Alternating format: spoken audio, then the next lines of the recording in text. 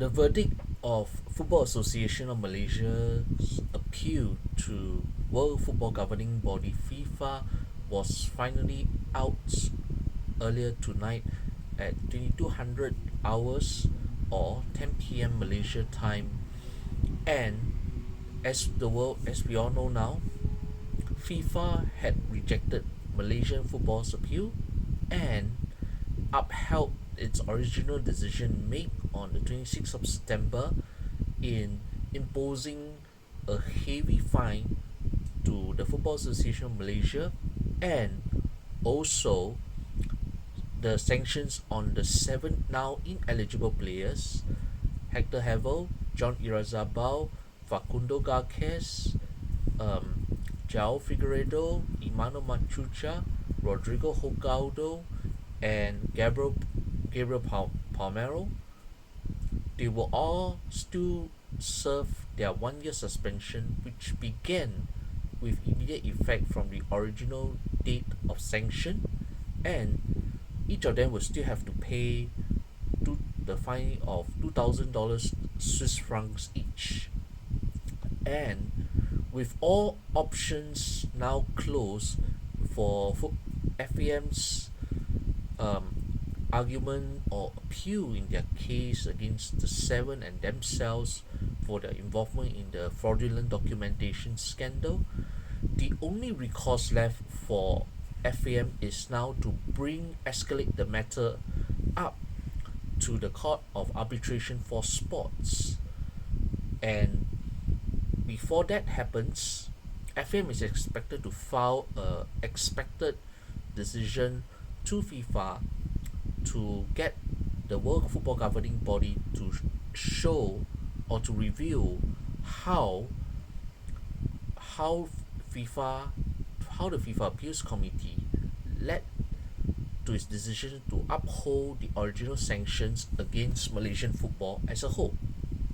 And with that detailed explanation on the appeal process, what actually happened, and what were the new documents or arguments that FAM, through their lawyers, and affected players through their legal representatives, had said in protest against the original decision, it will all be known by the 13th or 14th of November, which will be published on the legal page in Inside Football, in Inside FIFA website.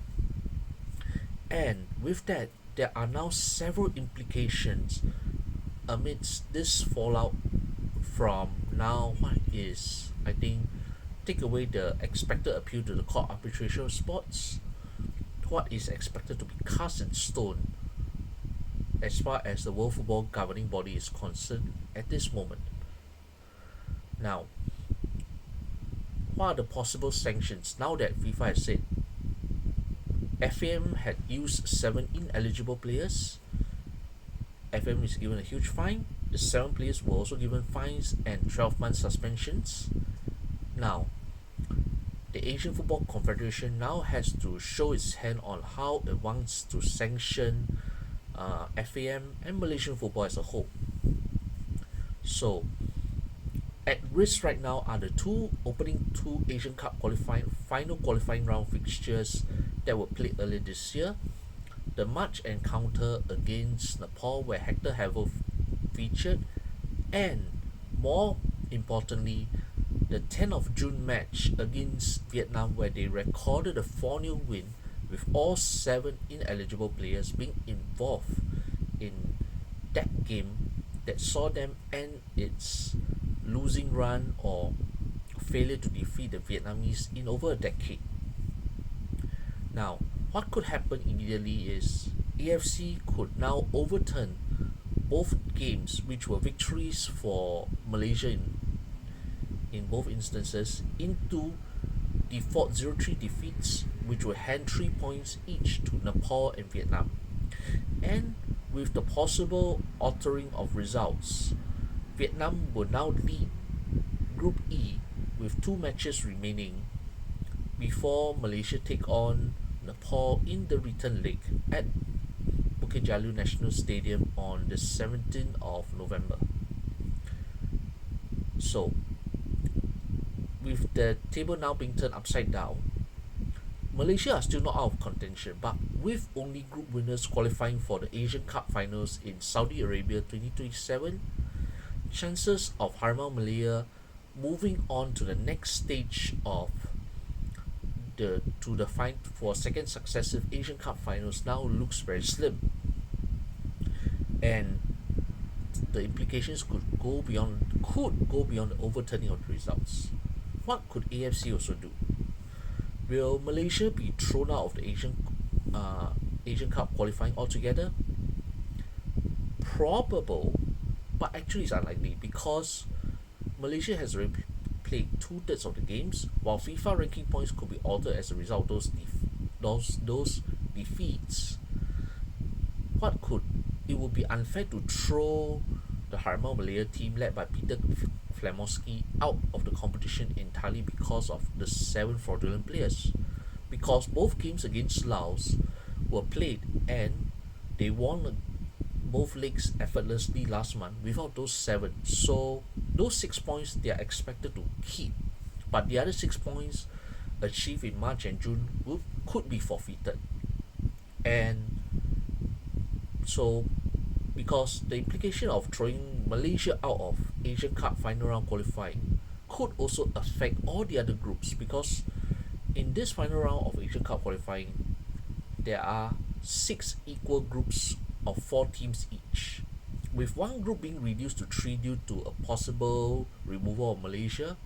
All the other groups are affected because now the results against the bottom team could have huge significance, because once those results against the final 4th place team in those 4 team groups are removed, there is a good chance that an alteration of the final standings could have a significant impact on which team qualified, although it is unlikely to impact serious qualification to Saudi Arabia 2027 because of their good track record thus far. They already confirmed it with 2 games to spare, so I don't expect any major changes in serious good. But by removing Malaysia, their causeway rival Singapore may benefit or may not, because that group, even though it's now Singapore and Hong Kong fighting for that one spot in their pool, the games between India and Bangladesh, the 3rd and 4th place teams, could determine whether either team go through, because if you take away the bottom team's result, it could adversely affect one of the 2 teams. So it makes more sense for Malaysia to continue their qualifying campaign and finish the fixtures when they visit Vietnam for their final qualifier away on 31st of March 2026. Now, what about being suspended from the next Asian Cup qualifying the way Timor-Leste was dealt with back in 2017? Highly unlikely, because this is a collective fault of FAM, but did it fully amount to cheating or flagrant cheating the way Timor-Leste did with those Brazilians? The complicated web network? Unlikely. Again, I say unlikely, but without knowing the full details of what had transpired in the appeal process, we wouldn't know how this would have evolved. So, where that is concerned, Malaysia will still be involved in the Asian Cup qualifying for 2031. Will still be involved, barring extreme circumstantial changes. Now, what about those 7 players who are now indicted by FIFA to be ineligible after the appeal was thrown out? What is happening right now is all these 7 players, their careers are now in limbo for the time being, because they cannot play or train for any football activities. They have each had to pay a 2,000 Swiss francs fine. But it is highly possible that in the months leading up to the lifting of suspension on 26th of September 2026, they could start training for their respective clubs or new clubs. By then, months before they return to the pitch. And that includes the three players who are currently involved with Johor Darul Takzin, JDT: Hector Havel, João Figueiredo, and John Irazabal. Now, for the other four who are currently in Europe and South America, their careers are now, you can say, they hang in delicate balance. It's all up to the final CAS decision before these four know where their future lies as far as their professional journeys are concerned. They could also all end up going to JDT, or even perhaps Pahang, should Pahang return to play in the Malaysian Super League. Now, what about JDT? Because JDT had 3 of the 7 ineligible players. Will AFC extend its sanctions towards the club, since JDT had used the trio for the first 2 games, or rather the first game in this season's AFC Champions League Elite campaign, where they lost 1-2 to Buriram United away? Chances are the result may not change because of AFC's own tournament regulations, club tournament in particular, where they have, for a second successive season, allowed the use of unlimited imports, provided the squad list of 25 registered players have just a minimum of 2 homegrown players. So if you do a little bit of creative accounting, you can revert them back to their original citizenship and it may not affect them. Then what about the ASEAN Club Championships, where there were more stringent rules with regards to having local players in the starting 11? Highly plausible that the Southern Tigers could be punished for using the trio against Lion City Sailors, but it is highly unlikely that they will want to overturn the result unless AFC tell AFF to do it. But given the widening geopolitical football rift between East and West Asia, AFF will not feel that similar incentive to listen to AFC, which is now, as football insiders will know, being ruled by the Arabs. So they may have their own ideas on whether they want to impose such sanctions, but unlikely. But should JDT have their first victory against Lion City Sailors being ruled out because of that, then it's also possible that they may want to possibly give up the rest of their group stage and just go through the motions. Now, what about the Malaysian Football League? Good news and bad.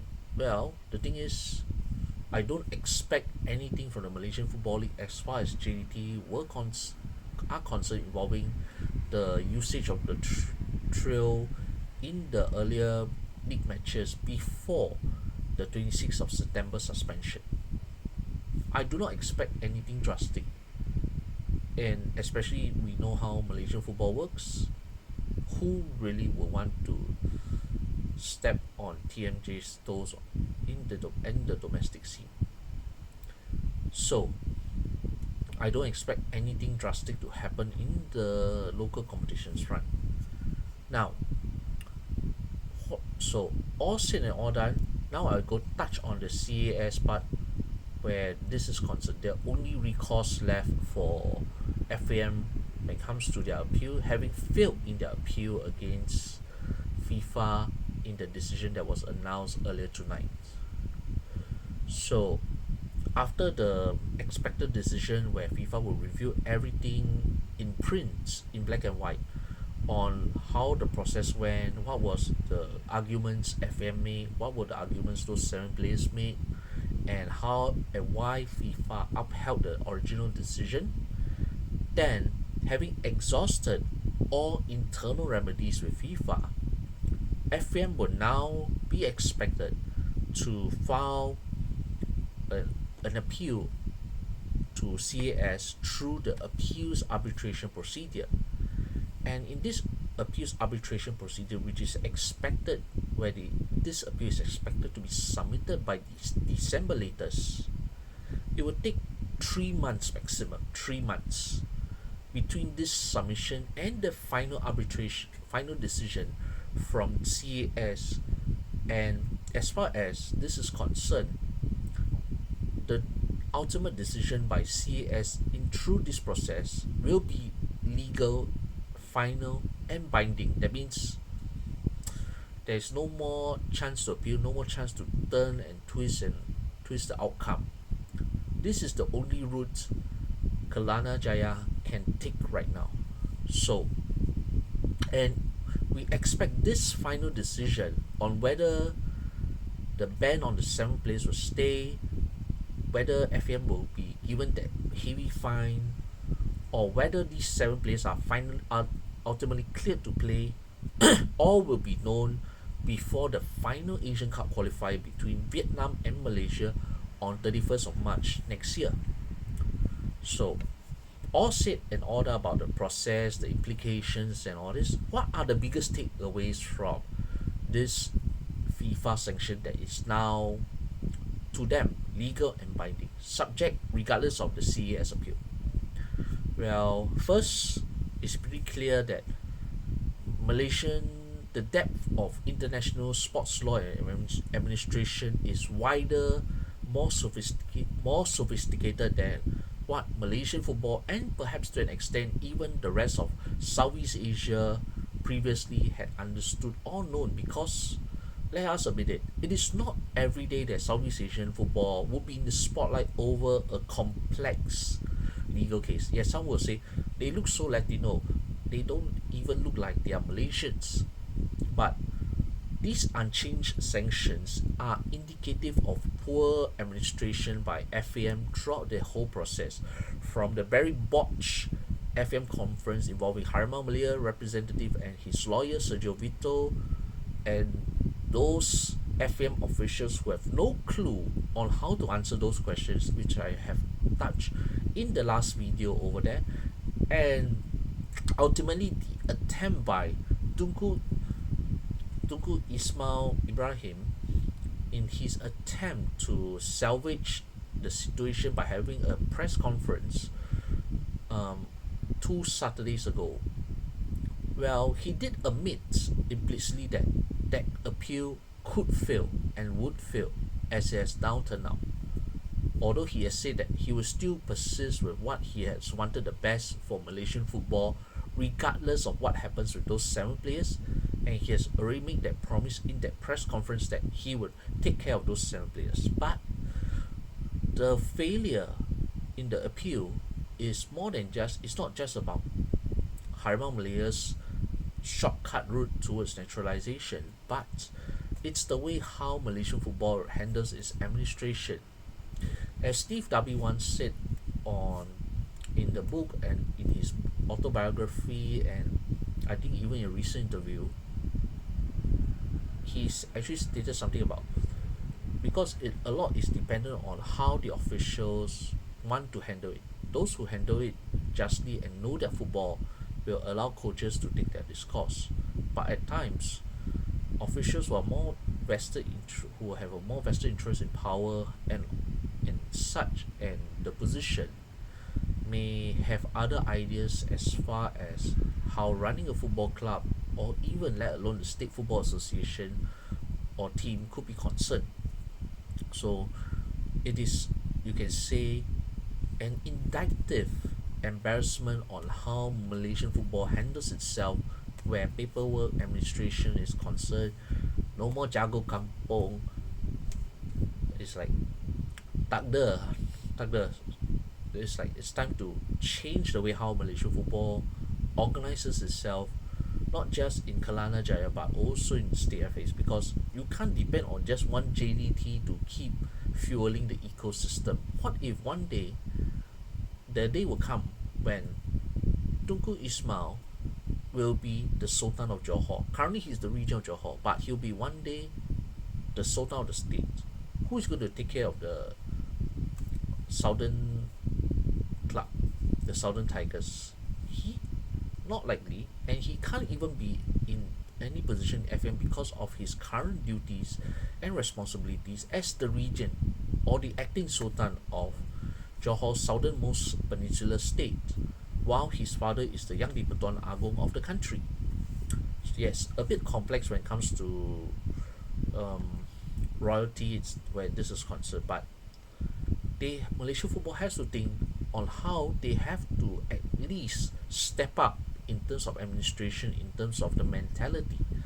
And TMJ has come out to say things, obviously not always has rubbed in the good graces of fans or ultras of other clubs, but there are a few points which is valid because JDT is running away not just in the league table but also in terms of how they prepare the facilities, how they pay their players on time, how they manage to get the essentials of the game going, even through the youth academies and all that. Now, what about the rest of the nation? And how the officials handle themselves, how they see football as such. Is it a tool for self or political interest, or is it for the wider good of the game? I know it sounds vague at this stage, but you can't just allow this malaise of officialdom to keep plaguing Malaysian football elsewhere outside of JDT.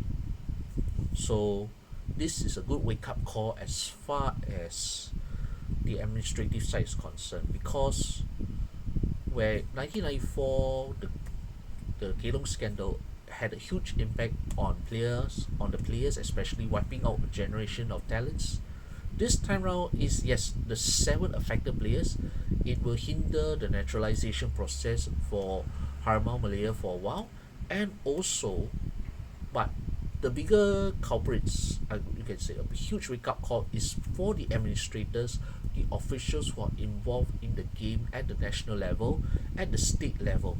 So it's like you cannot just say tak apa lah, don't worry lah, they will just close a blind eye and all that.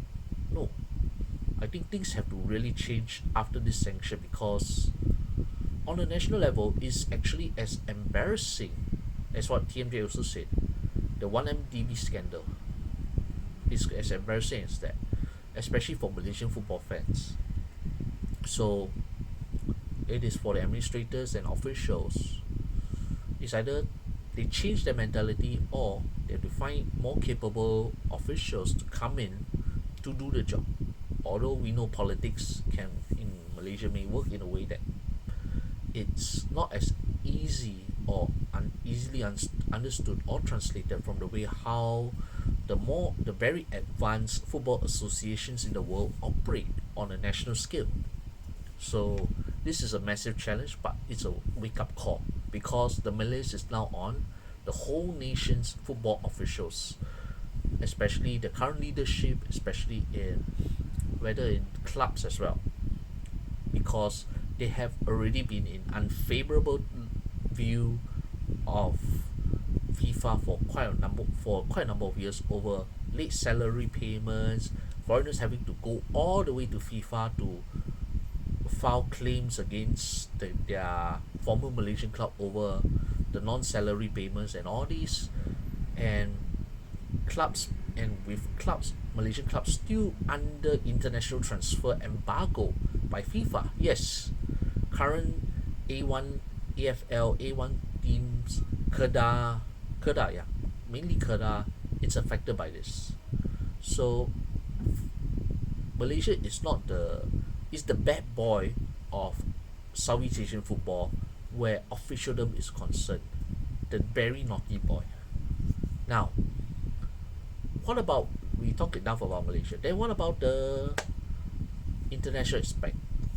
Because of this ruling, and with FIFA upholding the initial judgment on the falsification of documents scandal in Malaysia, we do expect significant changes in how FIFA does its naturalized process for players who are seeking to switch international allegiance, because this falsification of documents scandal in Malaysian football exposed Article 22 to the world, and it also exposed in how FAM exploited the weakness, or rather the acceptance of secondary documents for naturalization, which I had once explained the more recent video about possibility of an uncle being a substitute for grand uncle being a substitute for the grandfather, or maybe some other relative, distant relative being involved in all this. So what is could happen, because FIFA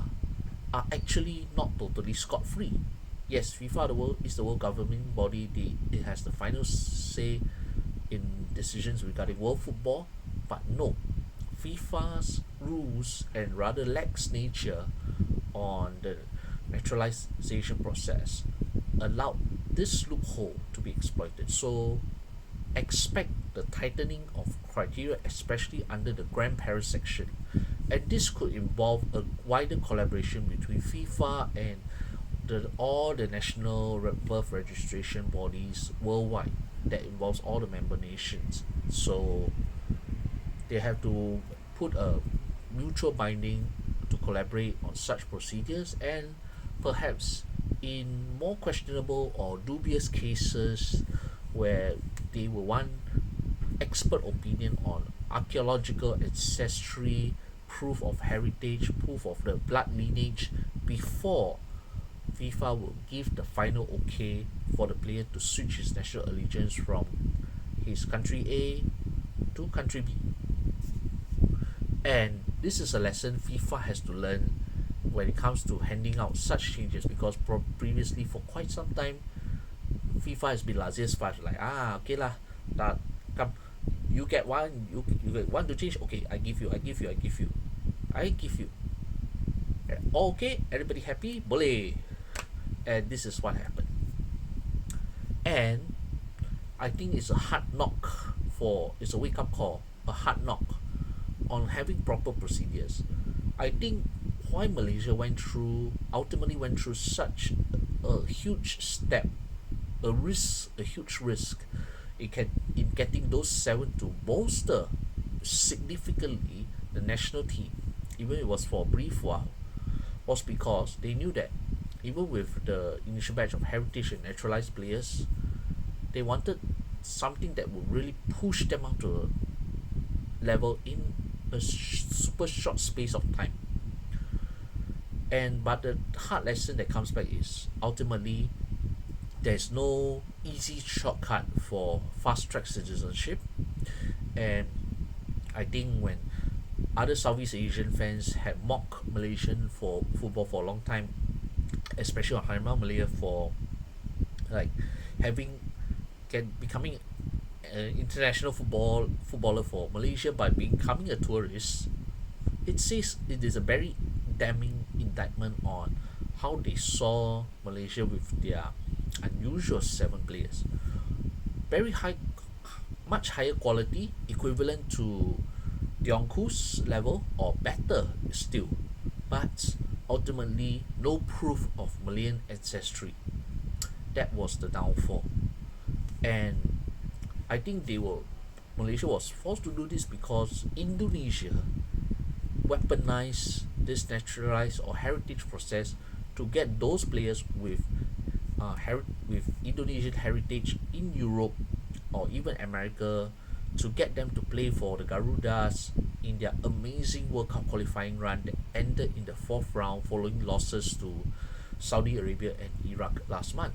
But it was a very amazing run where they accumulated the most number of points in the 3rd round of World Cup qualifying, or the final round of World Cup qualifying, from a Southeast Asian national team, more than Thailand twice and Vietnam combined.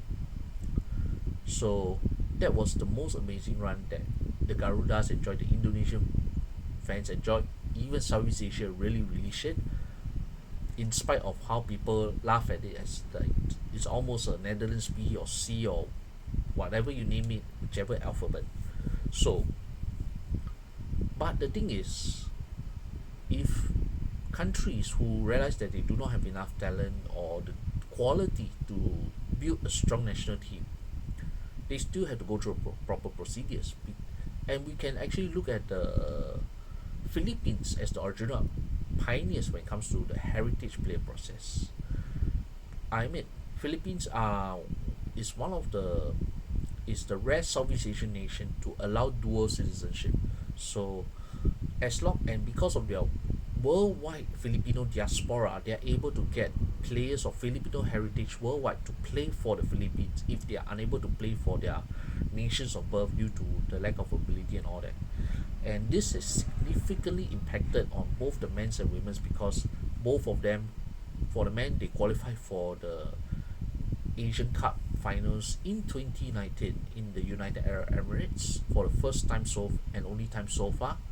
While for the women's national team, they actually qualified for the FIFA Women's World Cup with a largely American-born base of Filipino heritage players. So, the Filipinos are the pioneers of this heritage process. It's just that Malaysia, unfortunately, in trying to imitate the rest, where it's pretty strange. I mean, they didn't botch it up initially with the Brendan Gans, Matt Davis, Corbin Ongs, and so forth. And yet, with those seven, it was a major botch up. So, it's time to go back to basics. It's time to build a stronger base of locally nurtured players who are more than capable of succeeding and even surpassing the likes of Dr. Mukhtar Dahari, Dr. Sojin Aun, or Dr. Santok Singh, Dr. Dola Saleh, Dr. Zainal Abidin, or even the recent AFC Men's Player of the Year nominee Arif Aiman. I mean, to build a large base enough where they are so good that naturalization or even heritage player finding may eventually be not as fashionable as it used to be. So the onus is on the rest of Southeast Asia to use Malaysia's costly lesson, regardless of the CS appeal, to tighten the process or to set strict boundaries on their naturalization or heritage player process to allow quality players. Yes, it's always good to have quality foreign born players, whether they fulfill the fire residency or through the parents, and as I mentioned earlier, a much tightened grandparents' roots. Because when you are able to exploit, I mean, when nations have been quite free in naturalizing or changing players because of this, that's why you see so many players having players, foreign born players these days. Even Spain had them. So we can see that the tightening of this process could allow more local born players to flourish, but also allow, I think, as what majority of Southeast Asia will agree, I think you can say quality heritage players to come through the system and provide not just a football boost to the national team, but also relatable to the culture, to the ancestry, to the heritage in which these players, where their grandparents or parents had come from. And when the cultural connection is strong, the football will speak for itself.